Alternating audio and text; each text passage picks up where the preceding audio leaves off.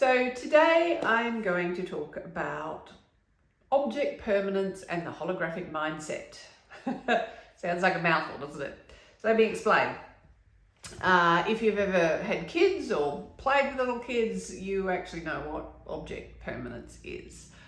So like if I go like this and you can't see my face, you know I'm still here. So really, if I try and play peekaboo with you, it's probably just going to annoy you because it's not going to work. But if you play that game with kids, with really little kids, for them it's a great deal of fun because to them it's like when you disappear or you put something in front of your face, it is like you have disappeared. And then when you reappear, they're surprised every time.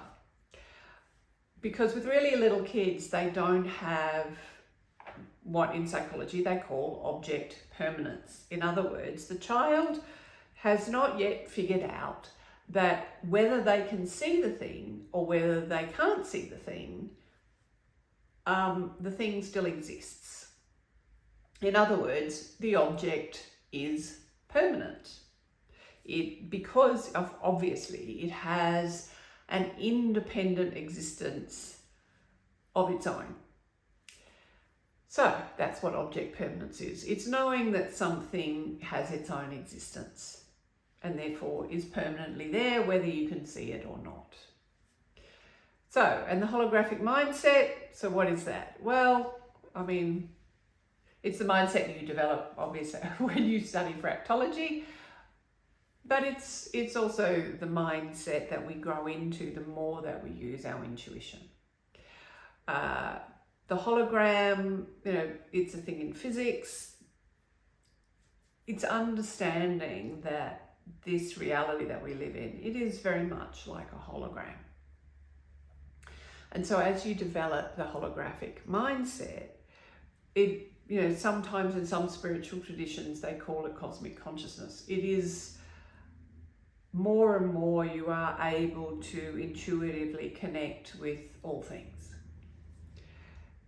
And the reason why I want to talk about object permanence and the holographic mindset is that one way you can think about the holographic mindset is that when we are humans, we tend to develop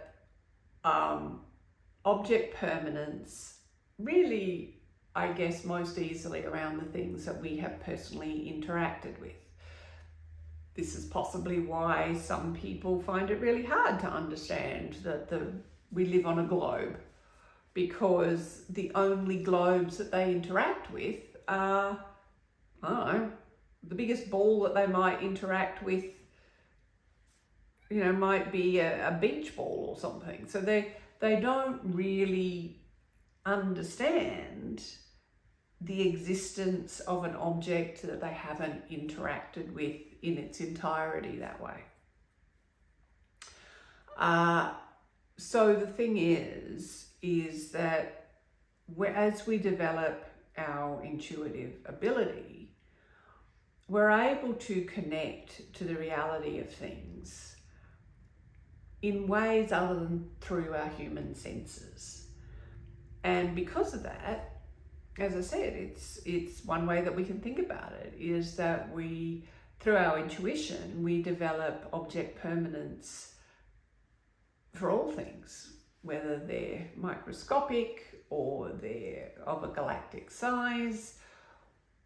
We actually, through our intuition, we are able to connect with them so that they become real in our own understanding. And I guess that means that on an intuitive level, we've grown past this toddler stage. And that is a great advantage to have, because when things are real for you, whether you've interacted with them personally or not, it gives you a much greater capacity to navigate the world that you're in, to figure out your path, and to, of course, remember that you're brilliant.